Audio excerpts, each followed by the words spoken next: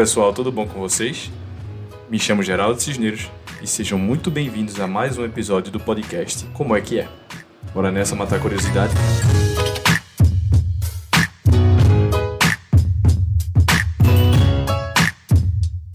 Cultura. Aquilo que todo mundo sabe o que é, mas ninguém sabe explicar. Aquilo que todo mundo tem que aprender a valorizar. Contar história, levar sentimento às pessoas, causar emoções, tudo isso está por trás do trabalho de um diretor, roteirista e principalmente de uma produtora de filmes. Como é fazer isso nos dias de hoje? Digo mais, no Brasil de hoje. Para me ajudar e nos ajudar a entender esse mercado, eu tenho a honra de receber André Fran. E já vou de cara perguntando, e aí André, como é que é?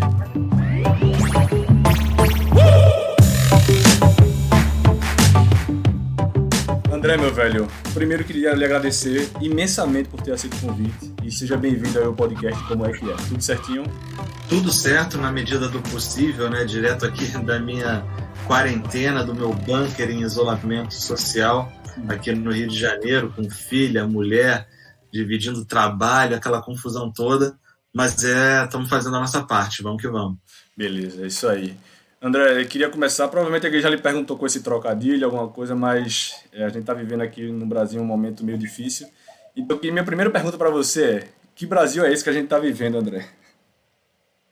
Pois é, esse trocadilho acontecia, volta e meia ele aparecia, né? Porque o programa Que Mundo é Esse, né? Que eu dirijo e apresento lá na Globo News, que talvez seja o maior cartão de visita assim, da nossa produtora e meu também, apesar da gente ter vários outros projetos, onde eu não boto a cara, né, na frente das câmeras, mas fico ali nos bastidores de direção, roteiro. Em relação ao Que Mundo é Esse, que é focado em países do exterior, países que são, às vezes, mal representados aqui, ou que estão passando por situação difícil, conflito.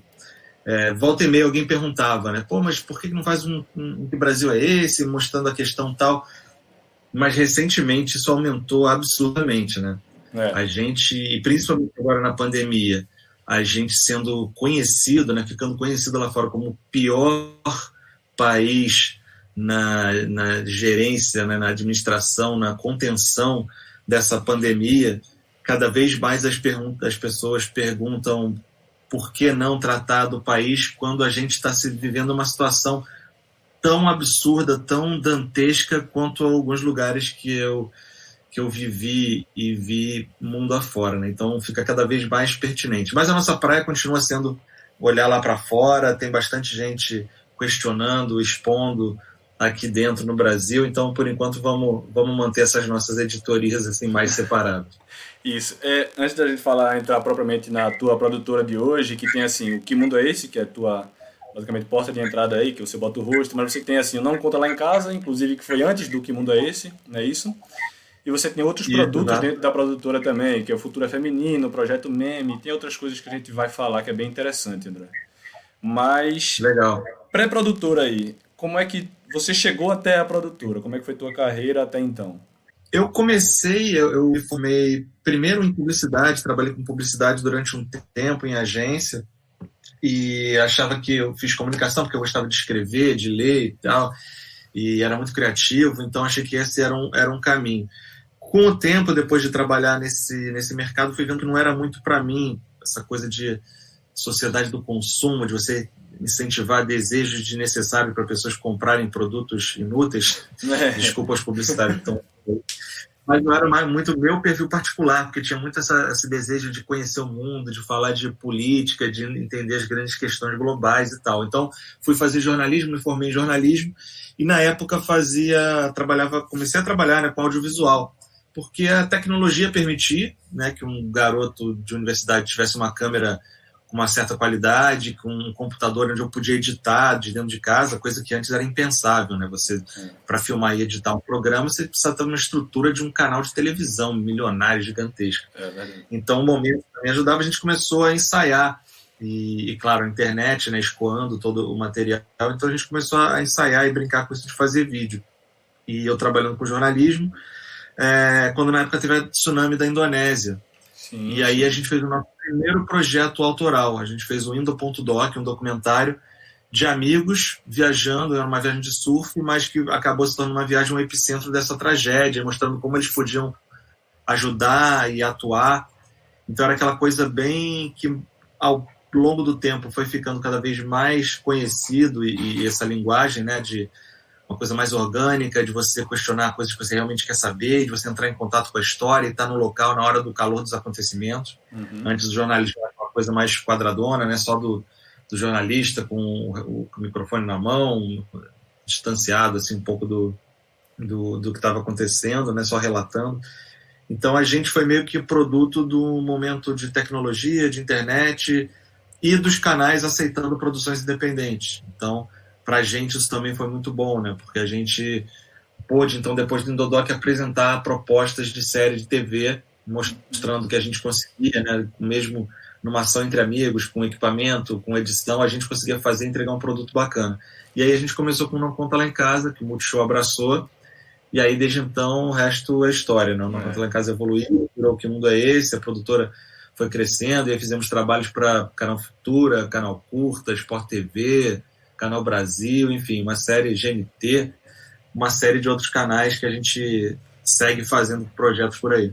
É bem interessante isso, porque assim, eu não tenho conhecimento, como eu falo aqui para todo mundo, eu sou muito mais curioso do que entendedor de todas essas pessoas que eu entrevisto. Mas então assim, você tem a produtora e você vende o produto para uma Globosat, por exemplo, não é isso? Assim que funciona hoje a tua produtora? É assim que funciona. Eu sou sócio da produtora, a gente cria conteúdo, cria projetos autorais nossos mesmo, ou às vezes alguém convida a gente para roteirizar um projeto que a pessoa tem, ou dirigir uma ideia, ou fazer uma coprodução, e esses produtos são vendidos para os canais, ou para a empresa, ou para o veículo. Funciona dessa maneira, assim. Entendi. E hoje, então, a gente, falando da tua produtora, é a Base 1 Filmes, não é isso? Base 1 Filmes, especializada em programas, séries para televisão, mas fazemos também vídeos institucionais, às vezes, quando é para organizações que a gente acha que DNA da produtora. Sempre coisa que tenha uma função social por trás. A gente acredita muito que todo produto nosso tem que ter aquela veia questionadora, aquela veia de quebrar paradigmas, quebrar preconceitos, expor realidades que não estão sendo tão devidamente expostas. Então, esse é o nosso DNA, né? E tudo feito com aquela pegada imersiva, mão na massa, ao nosso estilo. Que eu tenho acompanhado. E se o Futuro é Feminino, por exemplo, que é um projeto, que é um outro documentário que você tem e tudo, como é que foi gravar ele, por exemplo? Porque vocês foram para a Islândia, vocês foram para o Paquistão, como é que é gravar o Futuro é Feminino, que é um assunto que está tão em alta, tão em voga aí atualmente, também falando, inclusive. É um tema muito interessante para ser debatido, né? Mas ser explorado, isso deve ser arretado. Foi muito legal. Outra pergunta que sempre fazem para a gente, desde a época do Não Conta Lá em Casa, por que não tem que ter uma mulher no programa, tem que ter uma visão feminina? E é uma crítica, uma observação que a gente super concorda, e que ficava até difícil da gente falar, e a gente, antes das questões sociais serem mais envolvidas e a gente entender o papel do homem na sua desconstrução e do lugar de fala e tudo mais, a gente já não se sentia confortável de falar sobre questões femininas em nome das mulheres, né? Ao mesmo tempo, ficava muito gratuito a gente inserir uma colega, uma mulher no nosso programa que tinha sido criado mesmo, né? Parte da história do programa e do nosso storytelling era que foi uma ação entre amigos que criaram aquela história ali, que por acaso não tinha uma menina, uma mulher. Sim. Então, quando chegou a ideia de fazer uma versão feminina do Que Mundo é Esse, focada em países analisados pela perspectiva da igualdade de gênero, do melhor país de igualdade de gênero, que no caso era a Islândia, ao pior país, que no caso era o Iêmen, mas não dava para filmar no Iêmen, a gente pegou o segundo pior, que era o Paquistão. A gente de cara falou, cara, tem que ficar nos bastidores, a gente ficar na consultoria, aqui no suporte, e quem vai tocar, quem vai fazer são as mulheres. E a gente tinha já um contato com as meninas da Fluxa, a Cláudia Alves, a Fernanda Prestes e a Bárbara Bárcia, que são super amigas, jornalistas, apresentadoras, diretoras, são excelentes, e aí a gente chamou elas para tocarem, para levarem à frente esse projeto. E a gente fez a primeira temporada do Futuro Feminino no GNT, estamos ensaiando agora um projeto especial, né, durante essa pandemia. A segunda temporada já estava encaminhada quando veio essa confusão toda que afeta especificamente programas que são relacionados à viagem, ou seja, quase tudo que a gente faz, mas é bem legal. O Futuro Feminino foi algo muito bacana de fazer, tanto por essa troca com as meninas e por abordar essa questão junto com elas. Foi muito legal. Tá no Globoplay lá, liberado para quem quiser assistir no GNT, Globoplay, O Futuro é Feminino. Recomendo. Massa. Recomendo também, é muito interessante. Eu recomendo tudo que você faz aí, basicamente. Sou suspeito para recomendar, mas recomendo. Inclusive, recomendo também um livro chamado Não Conta Lá em Casa, enfim, recomendo algumas coisas. Obrigado. E aí é o seguinte, quantas pessoas estão diretamente envolvidas no Base 1 aí, na produtora, no geral? Vou ter que contar aqui. Uma coisa que a gente trabalha, é interessante contar isso, a gente trabalha num modelo que a gente tem um core ali de profissionais junto com a gente, que está sempre ali atuando em prospecção, em tocar projetos, em pesquisa, em produção, mas isso, de acordo com o projeto e de quantos projetos a gente está tocando ao mesmo tempo, o tamanho ali da produtora vai aumentando e diminuindo, né? De acordo com os projetos, né, André? Entendi. Exato, a gente às vezes está tocando só um projeto no momento, ou dois, ou está prospectando uns e tocando outros, então fica mais eu, o Rodrigo Tebriano, que sou meu sócio, a Maria Eduarda, que é a nossa estagiária direta, mais o Caio, que é da parte de pesquisa e produção, e o Felipe, que é da parte de edição, montagem, e o Arthur, que é da parte também de design, de visual, e também edita, monta alguma coisa de divulgação para a gente. E o Felipe Rutter, que também é outro mais da parte de montagem e edição. E também direção de fotografia, que ajuda a gente quando são filmagens aqui no Brasil. Então, esse é o grupo ali central, que está sempre por ali. Quando, eventualmente, a gente tem projetos rolando simultâneos, aí a gente chama outras pessoas. A gente, basicamente, da parte de finalização e edição. Então entra também uma galera para fazer som, para fazer cor, para ajudar a dar uns braços a mais na parte de edição. Então a casinha lá que a gente fica aqui no Rio de Janeiro dá uma aumentada.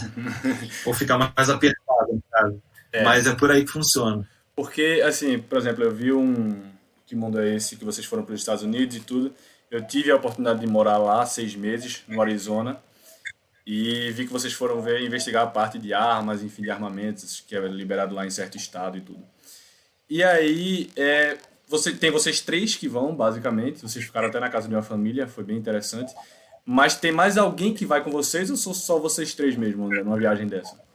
Então, geralmente, nós somos 4, éramos 4, né? O UFO agora, o Felipe UFO, que vem desde a criação do Não Conta Lá em Casa, lá com a gente, criação do Que Mundo é Esse também, fazendo parte de toda a estrutura. Ele agora saiu para se dedicar a outros projetos particulares dele, mas a gente basicamente éramos 4, né? Eu, o Palito, o Michel e o UFO no Que Mundo é Esse. Então o Michel fica mais com a direção de fotografia, com a filmagem e tal, eu fico mais na direção. E aí, eventualmente a gente já viajou algumas vezes em 3, porque ou o Michel não pode acompanhar durante um período, o UFO agora não está acompanhando. Então somos nós 3 mesmo, a gente não tem equipe de filmagem ou de som acompanhando a gente. Porque sempre é meio que o objetivo também que fosse algo bem orgânico, andando e falando com as pessoas que a gente encontra na rua e falando de imediato, quando a gente tem uma entrevista, já chega conversando, já chega trocando ideia, porque a gente acaba extraindo mais informação, tendo uma coisa mais natural, tanto nossa quanto com os personagens que a gente fala.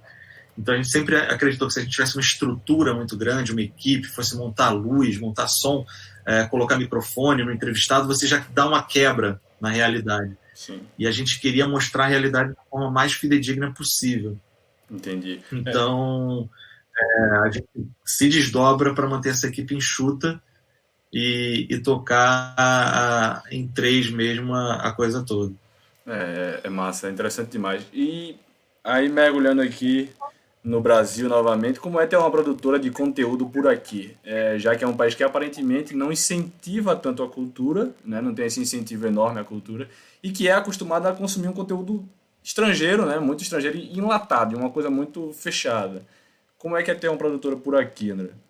Pois é, a gente tenta beber de referências do mundo todo, né? Eu acho na internet as referências que eu já vinha desde a minha formação de cinema documentário, desde filme do Irã, europeu, dos grandes clássicos, até a coisa de internet, de vlog, de video diary, referências no produto, que acaba tendo um caráter bastante alinhado e com o que tem assim, de linguagem. Eu tento sempre dar formatos para os projetos e linguagens, narrativas bem modernas assim, e mais originais possíveis, até para misturar isso tudo para ser uma coisa bastante original. Claro que tem referências cada vez mais próximas, né, e isso faz parte, mas acaba que a barreira maior é a da língua, né? A gente acaba ficando limitado muito ao mercado brasileiro, então a gente tenta fazer essa salada toda, mas a gente pode se dar o luxo de fazer um sotaque bem brasileiro, justamente por esse limitador, né? Que acaba que a gente não precisa pensar num sotaque ou evitar um sotaque brasileiro, sotaque que eu digo de edição, de pegada, de forma de conduzir a narrativa. Então, a gente, por um lado, é bom, né, porque a gente pode ser bastante fiel às nossas origens, mas, por um lado, é algo a se lamentar porque a gente não tem esse alcance internacional, né, que a gente talvez tenha que tirar um pouco dessa característica tão regional para atingir um público ainda maior. Mas acaba que a gente fica preso mesmo, e aí, por conta do produto que a gente faz ou de quem viabiliza os nossos projetos, mas por conta da logística mesmo, né? É verdade.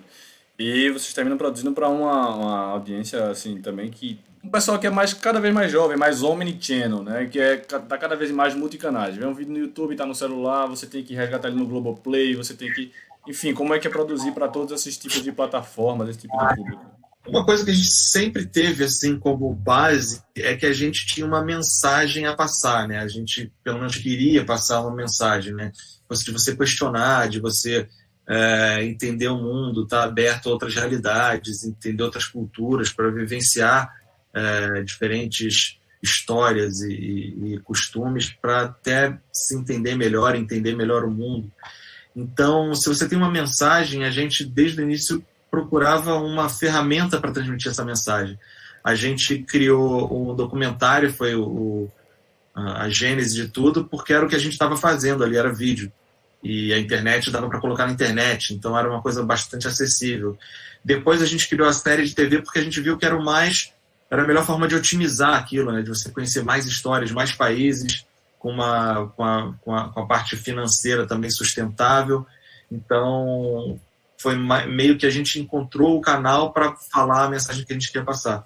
E acaba que essa coisa de você estar em multiplataformas, divulgando outros braços e adequando o seu produto a esses diferentes braços, é uma coisa muito natural. Eu faço no eu mesmo, sabe? Na física, né? Porque eu gosto de estar comentando, debatendo, informando, analisando. E aí acaba sendo uma extensão para os projetos também, né? Que acaba tendo a sua divulgação hoje em dia no live no Instagram, no sequência, numa thread de tweets ali falando sobre bastidores. Enfim, eu acho que faz parte da comunicação como um todo, você sabendo estar presente e se adequar a cada uma dessas possibilidades, né, de você expandir, não só atrair as pessoas para o seu produto principal, mas de expandir aquela mensagem que você tem para passar. Vocês fazem make-off, André, também, assim, assim, quando vocês vão lá e vocês gravam tudo, a gente tem muita coisa que é cortada, né? Esses cortes, essas coisas que não aparecem, vocês disponibilizam em algum lugar ou fica realmente para vocês e, tipo, como se fosse um making-off? A gente, às vezes, usa um pouco na divulgação, mas, assim, a gente tenta ser o mais sucinto possível, né? A gente faz uma pesquisa muito grande, um planejamento de filmagem bastante grande para ser bem objetivo durante as viagens, né? Até para elas serem cada vez mais eficientes e otimizadas em termos de tempo e em termos de custo. Ainda mais agora com filha pequena, eu não quero ficar muito tempo mais fora de casa. Então vamos fazer tudo que a gente resolve e volta. E então o que acaba sobrando de material é mais material de erro ou de imagens de cobertura que você não precisa usar, sabe? Você faz, sei lá, 10 minutos de um plano, não precisa 10 minutos, basta usar 30 segundos. Mas o resto dos outros 9 minutos é a mesma coisa, né? Variações da mesma coisa. Então, não tem muito assim, conteúdo mesmo que não vai pro ar. Então, volta e meia, o que não vai para o ar acaba ficando na lixeira mesmo, ou nos arquivos lá que a gente guarda. Mas, em alguns projetos, a gente acaba usando um trechinho ou outro como parte da divulgação. Entendi. Mas não é muito comum, não. Entendi. Mas você não quer passar muito tempo fora de casa, mas a próxima temporada vai ser no Japão, não é isso? Exatamente. A gente está nos finalmente aqui da edição do Japão. A gente estava lá gravando no Japão no iniciozinho, né? Acho que a gente chegou assim nos finalmente antes de começar essa pandemia toda e as fronteiras se fecharem. Então a gente pegou o início, ainda a gente nem sabia direito como é que era a coisa, o mundo todo ainda não sabia. O Japão, no momento, tinha o segundo maior foco de coronavírus, mas dentro ali do Diamond Princess, aquele navio que estava ancorado na Baía de Yokohama. Então, fora da China, né, que foi o epicentro de tudo, em Wuhan, o Japão era o lugar que tinha o maior número de infectados.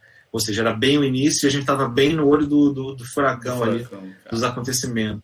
A gente tem um pouco desse registro, estamos correndo aqui com a edição, com a finalização, para colocar no ar, porque vai ser lançado especialmente na Globoplay. Então vai ter uma campanha de divulgação que o pessoal da Globo está fazendo para fazer esse lançamento ser especial ali na plataforma e depois, né, porque agora todos os canais estão focados mais nessa missão importante, né, de tratar do coronavírus e tudo mais, então os programas estão suspensos, mas depois a gente entra no ar também na Globo News, mas a gente vai ter esse privilégio de um lançamento especial na Globoplay. Estamos correndo para isso, com essa temporada do Filme 2 no Japão. Esse daí vai ser também, como todos os outros, super interessante de ver. Que também está um tema muito atual, né? Agora, um fluxo de documentário, por mais que você grave assim, que vocês três vão com a câmera na mão, ele é muito diferente, totalmente diferente do cinema, digo, questão de roteirização, questão de gravação, porque, por exemplo, vocês vão à Rússia e gravam com o gerente do hotel que é brasileiro. Bom, mas se tiver algum erro ali, ele falou de alguma coisa que, enfim, que vocês queiram gravar de novo uma entrada, tudo, é muito parecido com o cinema, é totalmente diferente, não tem nada a ver, como é que funciona? Tem alguma coisa, claro que a agilidade, né, pela estrutura e a forma que a gente grava, e até pelas características do programa que permitem e que a gente tem essa agilidade, porque a gente precisa dela. Mas, assim, em termos de estrutura, é muito parecido, né? A gente tem o plano de filmagem, e eu já saio daqui mais ou menos com as coisas na cabeça, né? O que a gente vai precisar informar aqui, quem vai precisar fazer uma introdução, o que a gente vai precisar jogar para o entrevistado. Aí a gente faz as entrevistas, né, que invariavelmente duram um tempo maior do que elas vão para o ar, mas não dá para a gente refazer, né? Ele fez ali, acabou, depois resolve na edição, né? Ou tira alguma coisa, ou mexe e tudo mais. Mas a estrutura em si é basicamente essa. E como é uma coisa bastante que é o perfil do programa, de ser uma coisa bem orgânica, acaba facilitando também nesse sentido, né, de que a gente vai filmando o que está acontecendo. Então a gente ia sair de carro e não saiu de carro, foi de metrô, a gente vai e filma na saída de metrô.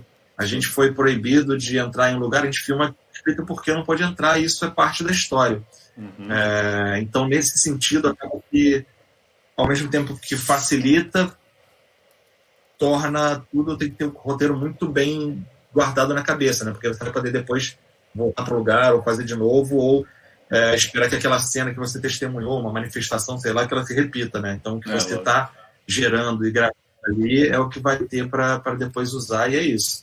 Porque vocês estudam muito para poder ir para o lugar, porque tem que ter aquele objetivo, aquela história para contar. Então, por exemplo, vocês foram, acho que foi o Kurdistão, né, que teve um protesto e não estava tendo aí o passo dessa eleição. Vocês, quando vão para esse lugar, vocês vão justamente focados para verem isso, porque vocês sabem que esse é o que vai acontecer, e vocês já chegam lá com tudo basicamente alinhado, não é isso? Basicamente é isso. Eu costumo falar que a gente trabalha com 3 roteiros, né? Porque a gente faz primeiro que já são lugares e histórias que a gente já pesquisa e vê documentário, e troca referência e lê livro há muito tempo, né? A gente são histórias que a gente quer contar, que a gente está curioso, né? Que a gente genuinamente quer questionar e entender. Segundo, que a gente faz uma pesquisa muito extensa, né? Quando a gente define mesmo que vai para esse lugar, a gente pesquisa mais, até para ver as pautas adequadas ao tipo de programa que a gente faz, né? Pautas que tem essa coisa da imersão e tudo mais. E quanto tempo, mais ou menos, André, vocês estudam assim para poder ter tudo? Por exemplo, estuda 6 meses para poder realmente ir para a viagem. Quanto tempo leva isso?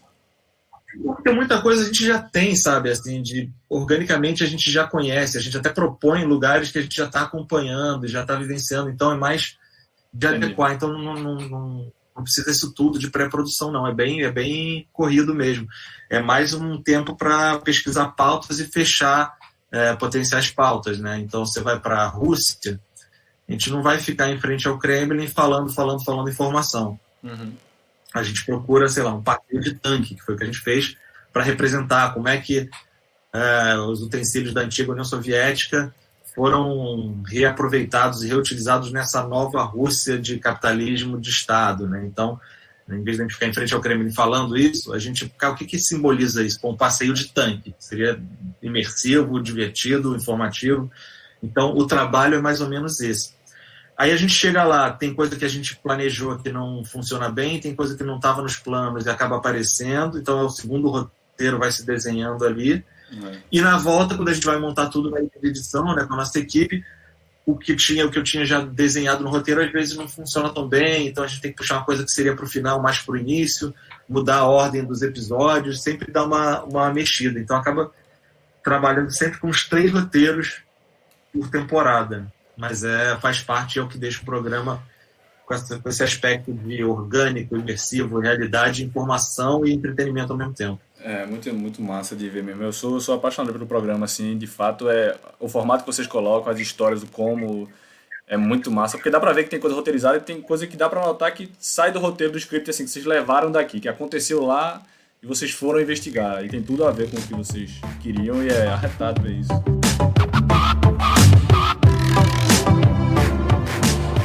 Como é que vocês trabalham, André, aquele negócio? Quando viaja a trabalho, não dá pra passear muito.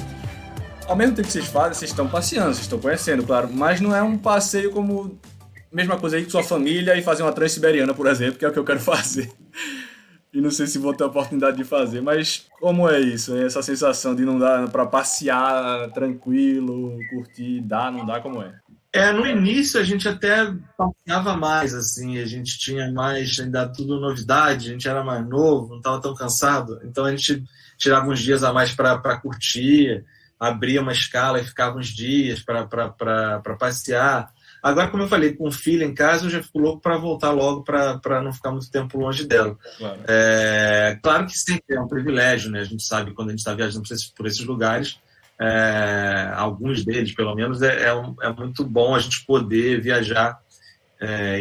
Enquanto a gente está filmando, né, a parte de traslados e as partes que a gente não está com a câmera ligada, mas que seja de deslocamento entre uma história e outra, é sempre bacana. Você come num restaurante, você está nas ruas, você está tirando foto, vendo, é legal.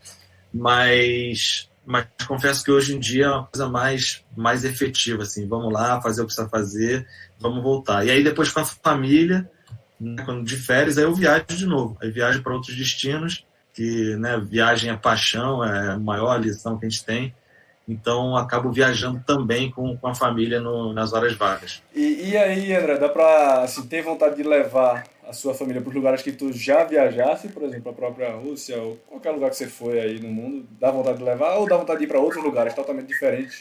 Dá pra ir para outros lugares. Alguns lugares que eu fui, assim, eu fui, putz, isso aqui aí de novo, né? Vai ficar repetitivo, mas não tem jeito, né? Pra bom é isso. Mas eu penso, pô, minha filha aqui vai adorar isso.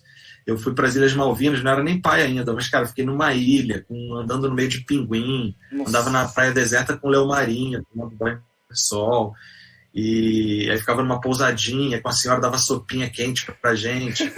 Nossa, eu falei, cara, minha filha aqui, a gente tinha que voltar lá, né? É claro que é uma mão de obra, né? Sei para as Ilhas Malvinas, né? Tendo tanta opção aí, mas eu penso, assim, lugares que eu gostaria de voltar com a minha mulher ou com a minha filha. Mas geralmente quando a gente sai de férias eu penso, deixa eu ver um lugar que eu não vou que eu não fui, né, que eu não vou ter oportunidade de ir com um programa que eu assim conheço outro lugar, e sempre tentando ver também uma coisa que dê para aliar não só a parte de lazer, a parte da beleza natural, de praia, de cultura, mas também puxando um pouco desse lado que eu gosto, né, que está presente nos programas, que é de conhecer outras histórias, outras culturas. Então, por exemplo, a Grécia, que eu fui de férias, é prato cheio, né? Você tem praias paradisíacas, você tem a cultura, você vai no Museu da Acrópole ali, que é o berço da história da filosofia, da política, do direito. Então, é um país que uniu todos os meus gostos, assim. Ainda deu para pegar uma praia, então sempre bom. Aí é perfeito, né? Pô, mas eu tenho curiosidade de ir, assim, Islândia. E também os países nórdicos também tenho uma vontade danada de ir. Quero ir, não fui ainda. Mas o lugar, assim, que eu A mais... Islândia é muito bonito, é lindo demais a Islândia. Eu fui 2 vezes, mas voltaria com a família. Aonde eu voltaria, assim, com certeza já fui muito, mas voltaria é Londres, velho. Assim, não tem... Não é um destino parecido muito com o seu, mas Londres eu sou apaixonado ali e não Na, tem... Pra mim não tem lugar na melhor. volta e meia a gente faz escala ali, em um lugar desses que dá vontade de abrir, que a gente abre até umas escalas para ficar uns diazinhos a mais, porque realmente é muito bom. André, de onde vem essa tua vontade total de viajar, de investigar, tal? Isso é de família? Foi te levando ao trabalho? Como é que foi isso? Cara, então eu estava até falando isso ontem com um amigo meu que é educador, né, que tem uma escola de sistema de ensino inovador. E essa coisa do dom, né? Será que a gente nasce com dom? São referências, influências que a gente vai desenvolvendo. Mas desde mais novo eu tinha esse gosto por criar, sabe? Criança era desenhar, né? Que é a forma que você se comunica e exerce a criatividade e tal, é o desenho. Então eu gostava muito de desenhar. Desenhei até a minha adolescência, assim, eu desenhava muito. Desenhava o quê, André? E depois, cara, desenhava de tudo. Gostava de desenho de criança mesmo, mas fui desenvolvendo bem, desenhava bem até, depois fui parando por conta você vai, né, sei lá, envelhecendo e perdi o hábito. Mas volta e meia, pego uma canetinha de brincadeira ali com a minha filha e falo, olha só, papai desenha bem. Mas depois fui desenvolvendo para essa coisa de gostar de informação e de ler muito, gostava muito de ler e sempre de contar as histórias, de passar a minha visão dos fatos. Então escrevia também, gostava das aulas de redação. O professor passava a redação, a galera ficava desesperada, eu gostava, sabe, na faculdade, gostava de escrever, ter aquele feedback. Então, acho que foi meio uma coisa minha mesmo, não sei se foi sendo incentivada ou já nasceu comigo, não sei explicar. Porque meu pai é advogado, minha mãe é dona de casa, então não tinha muito isso em casa, não. Foi algo que, sei lá, por acaso surgiu em mim. Assim. Entendi. E, inclusive, aí a gente até tava falando de curtir a viagem e tal. Vocês já ganharam algumas suítes presidenciais por aí, né? Assim, ou foram ver ou ficaram em uma. E aí, ficaram na suíte presidencial? Deve ser arretado, hein? Pô, quando tem oportunidade, né? Porque é sempre de acordo com a adequação da história que a gente quer contar. Então, se a gente está indo para, sei lá, para o Afeganistão ou está cruzando as estados da Etiópia, a gente fica no lugar que dá, sabe? Colchão no chão, onde tem para dormir, a gente dorme, não tem problema. Mas, às vezes, a suíte presidencial é importante para contar a história que você quer contar. Total. De cabeça, assim, eu me lembro quando a gente estava fazendo nos Estados Unidos e a gente queria fazer esses dois lados da América, né? De que, ao mesmo tempo, aquela opulência da sociedade de consumo, de você gastar e ostentar. Sim. E, do outro lado, como é que a sociedade se possibilitava e pensava outras maneiras de outras sociedades. E foi né? quando vocês foram para Vegas e para Burning Man, não é isso? Quando a gente foi para Vegas e fazer o paralelo com o Burning Man, aquele festival onde se não tem dinheiro, quer dizer, você paga caro para entrar, né? Mas enfim, não vamos entrar em detalhes, mas é uma proposta de um mundo ali. E também quando a gente foi para... E aí em Vegas a gente foi numa suíte presencial, para mostrar esse lado da riqueza em contraponto ao outro lado. E quando a gente foi para a Rússia também, a gente conseguiu fazer uma negociação para a gente ficar na suíte presencial no hotel, porque era o hotel que ficava em frente à Praça Vermelha, onde passava a parada militar do Dia da Vitória e o desfile do povo também no Dia da Vitória. Então, as ruas ficam todas fechadas em função dessas paradas militares e da passeata. Então, é difícil de você ter acesso, de você filmar, de você registrar. E esse hotel ficava em frente, né? Assim, era curralzinho VIP para a parada militar. A gente teve a sorte de ficar ali e, por conta disso, dormir ali uns 2 dias. É, massa demais.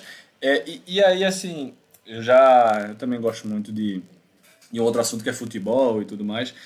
E eu já ouvi alguns podcasts do pessoal do futebol, os comentaristas e o pessoal que faz esses links lá em Londres, principalmente, que eles têm uma dificuldade na viagem deles, que é a questão de câmera, que eles não podem deixar as câmeras para levar na bagageiro, tem que ser no bagageiro do avião. porque se a câmera não for, não tem como ser, não tem como fazer.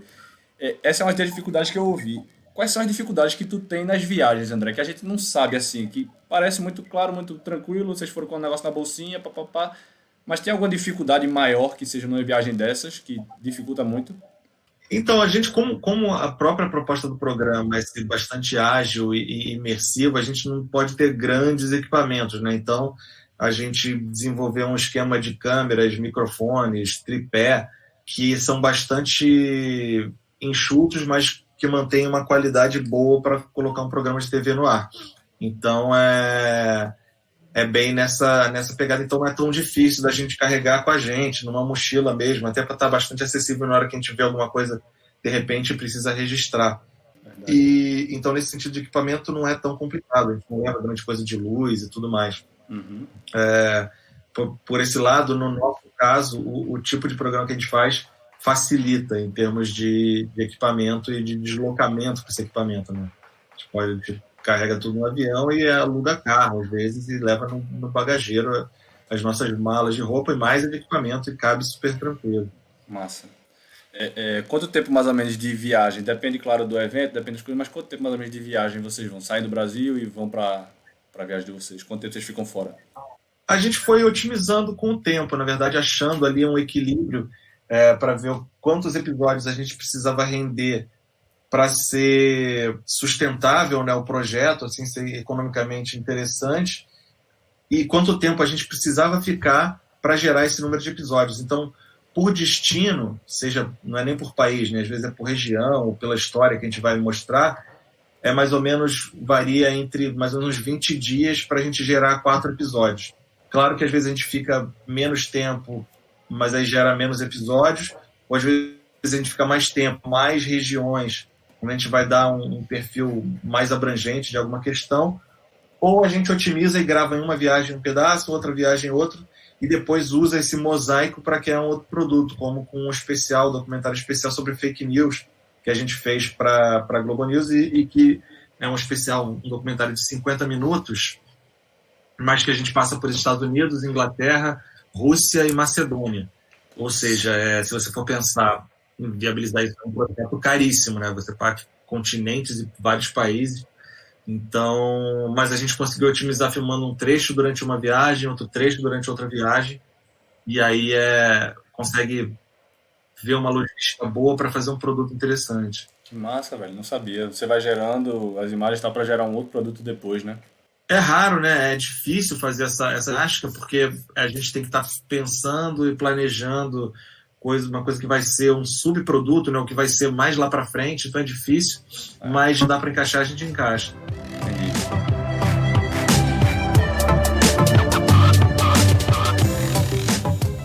Ô André, como é que se chega, por exemplo, a uma Globosat da vida? Porque, por exemplo, você tem a ideia, já tinha o Não Conta Lá em Casa, enfim, outros produtos. E aí, para Globo propriamente chegar e dizer, André, achei interessante, quero aqui, ou vocês que chegam para a Globo apresentam o produto e aí vocês partem para negociar? Porque, assim, minha pergunta é, se vocês, quando vão já lá para fora, já sabem que o produto vai ser passado na Globo News, né? Ou vocês vão negociar após a viagem? Uhum. Então, a gente já tem no caso específico do mundo esse, que é exibido na Globo News, né, que a gente tem essa relação, já é de um longo tempo, né, e veio de uma evolução também do Não Conta Lá em Casa, que era do Multishow, e que foi toda uma negociação para a gente transformar ele num outro produto para a Globo News. Então, a gente já, dentro de toda essa estrutura que eu falei, né, de pré-produção, de pesquisa, dos roteiros que vão se adaptando, a gente tem sempre em mente a adequação para o canal e para o público desse canal, né? Uma coisa de casar e aliar o que a gente quer mostrar com o que é interessante para o canal e uma linguagem para o público desse canal. Uhum. E então ali no Que Mundo é Esse é uma coisa bastante já orgânica, né? Que a gente já tem essa relação há muitos anos.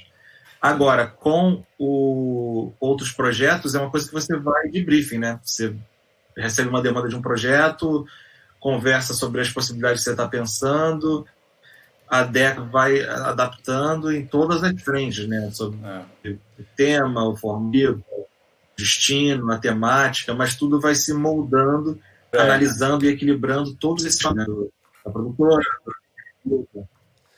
Entendi. André, me diz uma coisa. Estar com esse programa lá, com os programas, com os projetos lá na Rede Globo, tá, não sei o quê, de alguma forma abre a porta para quando você viaja, para essas viagens, para conversar com alguns hotéis, para conversar com algumas pessoas, para, enfim, isso te dá uma coisa legal para você usar lá na viagem para poder ter uma projeção ainda maior no programa, enfim, tem alguma coisa disso, não? Ah, com certeza essa chancela, né, esse rendimento de credibilidade da gente estar há tantos anos fazendo produtos ali dentro da Globo, tem o peso. E também o peso da gente já ter anos, a gente tem, quando a gente está fazendo a nossa prospecção e marcando pautas, entrevistas, a gente fala também o que a gente já realizou, né? Já conversamos com o Prêmio Nobel, já falamos com embaixadores, já falamos com políticos relevantes, já contamos histórias no país X, Y, Z. Então, isso tudo também dá uma credibilidade na hora que a gente está querendo fechar uma entrevista ou uma pauta com alguma mais difícil assim, de acessar. Entendi. E você, André, achava que ia ter pessoa física mesmo, uma relevância gigante assim no cenário nacional e mostrar a cara? Era uma coisa que você queria mostrar a cara efetivamente em algum projeto? Ou você sempre preferiu estar nos bastidores, enfim? Não, eu tinha essa coisa de conhecer as histórias e de contar, né? Desde, como eu falei, desde mais novo mesmo. Eu era viciado em ficção e em escrever, em traduzir, dar a minha opinião e dar a minha versão daquilo que eu estava tentando entender, né? Escrevendo para também entender as histórias e questionar. Então, eu queria era fazer, sabe? Depois, a questão de aparecer na frente da câmera foi até uma coisa que eu tive que ir vencendo e melhorando ao longo dos anos. Porque eu sempre fui muito tímido, eu sou mais calado até hoje, assim, quem vê no programa ou quem eu tô conversando assim, pô, o cara fala pra caramba, mas eu sou mais calado, mas sou muito motivado. Mas então foi algo que eu tive que ir desenvolvendo e aprendendo, porque era a ferramenta para contar as histórias, para conhecer e para contar as histórias que eu queria. Um pouco disso também. Mas que foi bacana, né? Foi mais uma maneira de transmitir histórias e pensamentos, podendo também estar na frente da câmera. Total, total. E aí, uma pergunta assim que eu tenho como é que se precifica, André, um trabalho, um material desse tão espetacular, tão monstruoso, tão bem feito, tão bem construído, para, por exemplo, fui na linha, eu te perguntei isso no Instagram, acho que faz umas 3 semanas, então tu até respondeu, sobre a sensação de ir para a linha de frente no Kurdistão e tudo. Como é que coloca um preço em tu colocar a tua vida na linha de frente do Kurdistão e dizer, pessoal, o preço é esse aqui, ó. Como é que se faz isso? Pois é, a gente sempre tenta evitar ao máximo qualquer tipo de risco. Até porque desde lá do início dos projetos, né, quando queriam taxar a gente de vamos para lugares perigosos, corajosos, aventureiros, a gente falou, cara, a gente rechaçou muito essa peixe assim, disso, porque a gente queria, na verdade, mostrar que eles tinham embasamento, tinha pesquisa, e o que a gente estava falando tinha credibilidade, sabe? A gente não estava ali de maluco, a gente estava ali porque a gente pesquisou, porque a gente já estudava aquilo, e a gente ia fazer de forma criteriosa e profissional a nossa cobertura e tudo mais. Então, sempre foi uma coisa que a gente sempre fez com muita seriedade. Então, a gente não evita passar risco, né? A gente não quer passar perigo.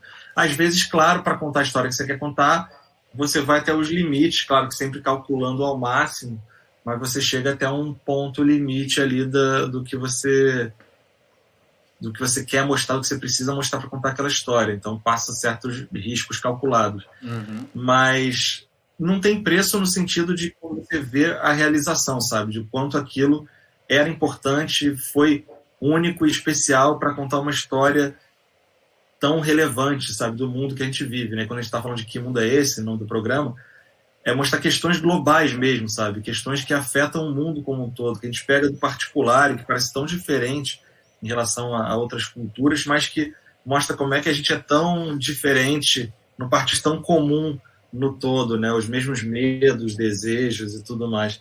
Então, é muito gratificante, é uma coisa que eu eu dou valor, sabe? Eu sei que tem o valor que tem,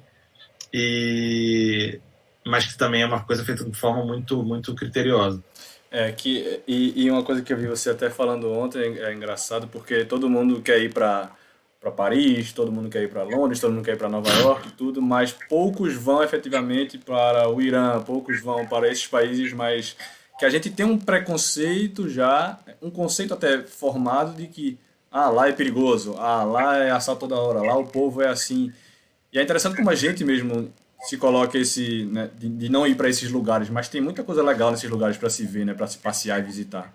Sim, isso é o que a gente mais gosta, na verdade, né? Quando eu falei que a gente não queria essa marca de ir para lugares perigosos, era o que a gente queria muito mais, era quebrar paradigmas, né? De você ir para o Irã, por exemplo, e mostrar que o Irã, que todo mundo acha que é terrível, perigoso, assustador, na verdade é um lugar super acessível, um povo hospitaleiro demais da conta, com uma estrutura super desenvolvida, com lugares históricos conservados, acessíveis, lindos. Então, isso era o que a gente queria fazer realmente, isso era o nosso maior prazer. Bom, e André, dá para viver financeiramente somente da tua produtora, ou você tem outros negócios também investidos ou alguma outra coisa envolvida aí? Eu tenho outro projeto, assim, meu trabalho, minha profissão mesmo é a produtora, né, que a gente tem lá, como eu falei, não é só o Que Mundo É Esse, né, a gente faz vários outros projetos para diferentes canais e empresas. Então, por enquanto, né, até antes da pandemia, tá, esse é meu trabalho principal mesmo. Mas agora com a pandemia a gente está só adaptando, né? Outros projetos estão sendo adaptados para essa nova realidade. Alguns estão até surgindo em função dessa nova realidade. Então massa. A produtora já tem já é conhecida no mercado assim. Então, um outro projeto, esse desejo de fazer uma mudança no mundo que a gente vive, né? De achar que a gente pode colaborar e contribuir para um mundo melhor. Eu achava que os programas, por mais que sejam super importantes no sentido de revelar outras realidades, de fazer as pessoas questionarem seus preconceitos também, entenderem a importância da empatia, de você ter contato com o outro, com outra cultura, com outras histórias, que as nossas diferenças deveriam servir muito mais para nos unir do que para nos afastar. O programa está super bem, mas eu sentia vontade de deixar um legado mais duradouro. E aí eu criei, com umas 2 sócias, uma empresa de férias voluntárias, que a gente propicia a pessoas que querem ter experiências de trabalho voluntário no Brasil e no mundo. A gente tem mais de 20 projetos parceiros distribuídos pelo mundo todo. A gente faz um processo de capacitação para preparar essas pessoas para elas realizarem um trabalho voluntário efetivo de verdade e gerar impacto nas comunidades onde elas vão atuar. E a gente faz todo o trâmite e torna tudo isso o mais possível e eficiente, que é a Volunteer Vacations. A galera que está ouvindo aí, quiser dar um confere lá no site, volunteervacations.com.br. A gente trabalha com o conceito de férias voluntárias, né? Que você pode tirar 5 dias das suas férias normais, você vai viajar para um lugar e dedicar uma parte do tempo a ajudar o próximo. Está sendo bem bacana, bem gratificante. Pô, velho, parabéns, velho. Não conhecia esse projeto, André. Espetacular, velho. Vou dar uma olhada também, até para ver se encaixa. Pô, massa. André, a gente tá aqui para concluir, aí tem aquele bate-bola, jogo rápido aqui, tipo Marília Gabriela. É rapidinho. André, seguinte, você prefere aí, vendo no mercado de hoje em dia, você acha que tem mais futuro um profissional especialista no assunto ou um generalista que entende um pouco de tudo aí? Eu acho que tem espaço para os dois, mas generalista e multifunções e multitarefas, multitasking, eu acho que é cada vez mais interessante, né? Nessa coisa... E aí estou pensando agora que até no mundo pós-pandemia, né, de que a gente talvez, pelo menos por um tempo, fique mais isolado, né? A pessoa que tem acesso dela mesma fazer várias coisas, falar sobre variar, tanto para criar um roteiro, para registrar, para editar, para fazer, seja uma produtora de um homem só, acho que isso vai ser cada vez mais valioso. e importante. E também aquele que possa comunicar em diferentes frentes, né? Possa falar a linguagem da TV, a linguagem da internet, a linguagem das redes sociais. Acho que isso também pode ser super importante. E em termos de assunto, de temática, acho que, claro, né? Como sempre, se você tem alguém que vai poder, e o mundo é tão vasto e a gente está tão conectado que a gente tem interesse, tem acesso às informações que estão acontecendo nos mais diferentes lugares, então alguém que pode ter um pouquinho de noção de cada um, pelo menos para dar uma opinião sobre cada um deles, é super importante, né? Mas claro que os especialistas, dependendo ainda mais do tema, né? Quando são temas de, sei lá, de medicina, por exemplo, agora, os especialistas são valiosíssimos e também muito necessários. É verdade, total, concordo 100%. André, reuniões presenciais ou reuniões à distância? O que é que você prefere? Pô, eu antes tinha aquele lema de mais uma reunião que poderia ser tudo um e-mail, né? Tem gente que gosta de marcar reunião, deslocar, aí você vai até lá, senta, reúne, fala, cara, isso aqui podia... Mandava um WhatsApp ali que eu resolvia.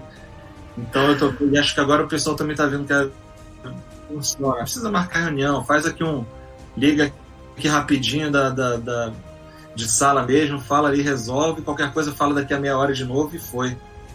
Tô achando ótimo a videoconferência. Tem uma galera que já gostava de videoconferência e me falou, Geraldo, eu prefiro cada vez mais agora, porque a presencial realmente não funcionava para mim. Ô André, aí uma pergunta interessante, que não vale ser o seu livro, tá? Que a gente já falou aqui, que todo mundo tem que ler ou não quando tá lá em casa. Mas se você pudesse indicar apenas um livro para ser lido, qual seria esse livro? Um que eu tô tentando reler, né? Porque tá difícil de pegar tempo agora durante a quarentena, mas que acho que permite a gente viajar o mundo com uma linguagem bacana e é uma referência total para mim na literatura, que é o Richard Kapuscinski, né, o escritor polonês, e eu destacaria, dentre tantos livros de viagem dele, o Minhas Viagens com Heródoto, que é lá ele registra um pouco dos bastidores do início da carreira dele, viajando por alguns lugares, com aquela visão ainda romântica e ao mesmo tempo mão na massa de fazer as coisas, do jeito de uma escrita que eu acho bem legal também, né? O cara que escreve fácil sobre coisas difíceis, tira conclusões ousadas e rebuscadas, mas de uma maneira envolvente. Eu super recomendo, ainda mais agora, desprezo em casa, podendo viajar ali através do livro. Total, massa, fantástico. Também vou pegar essa indicação para ler. E você agora com uma criança em casa, você falou disso daí, e se você pudesse ensinar só uma coisa para uma criança, o que é que seria? Nossa, isso aí depende da idade da criança, depende da criança, mas uma lição que eu tomei para mim, assim, já não era nem mais tão criança, que eu volto a reforçar agora, depois de adulto, é ousar, sabe, fazer, não ficar tão com medo de ir para o mundo, não ficar guardando tanto as ideias, não ficar esperando planejar e ter tudo perfeitamente ensaiadinho para botar um projeto na rua, não, ousar. Mete bronca, sai fazendo, sai filmando, grava o podcast, escreve o artigo, manda para os amigos lerem, darem feedback, pega o vídeo, quando puder, óbvio, sai na rua, vai filmar, testar, volta, edita, refaz, mas ter essa ousadia de não esperar o momento certo, né? De criar o momento certo, sair fazendo e assim, na pior das hipóteses, você vai ter uma experiência e vai se aprimorando, se evoluindo. Fantástico. Inclusive, assim, a palavra ousar, eu tô começando esse podcast aqui, a primeira temporada, e aí eu tive a ousadia de tentar entrar em contato com você para a entrevista e, bom, deu no que deu, né? O resto, eu nem o que falar. Legal. A última pergunta é a mais importante. Não sei se você falou que surfava, tu surfa, André, ou surfava? Cara, eu ensaiava com meus amigos que são surfistas, né? Eu pegava um pranchão ali mais tranquilo, o dia que a onda tivesse pequena, que tivesse sol. Não era tão aficionado igual a eles, não, mas... E depois, então, hoje em dia eu tenho tempo de fazer mais nada. Deveria fazer, mas é só trabalho e filha. Imagino. E aí é o seguinte, então, não sei se você sabe mais de esportes, enfim, você consegue ver outros esportes, mas eu sou um aficionado por tênis, e aí eu tenho que fazer essa pergunta para finalizar. Roger Federer ou Rafael Nadal, André? Cara, eu também sou um cara que curte muito assistir esporte, mas principalmente esportes americanos. Sou viciado em NBA. Meu sonho é ser comentarista de NBA quando me aposentar. E acompanho beisebol, acompanho tudo. curto futebol, né? Infelizmente sou apaixonado pelo Botafogo, então sofro bastante com isso. Mas tênis eu acompanho um pouco mais à distância, mas conheço assim a galera. Joguei quando era moleque também tênis. Mas entre Federer e Nadal, cara, eu fico com a classe do Federer. Isso. Gosto mais do Federer. Isso, André. Excelente, meu velho. Fui pra São Paulo, eu conto isso aqui sempre, mas fui pra São Paulo ver Federer e fiquei com aquela bola grande, sabe, de tênis pro cara assinar. Esperei até 2h30 da manhã. Quando eu vejo, ele vem vindo e assinou a bola. Tá aqui, linda, na minha casa. Que maneiro, que legal.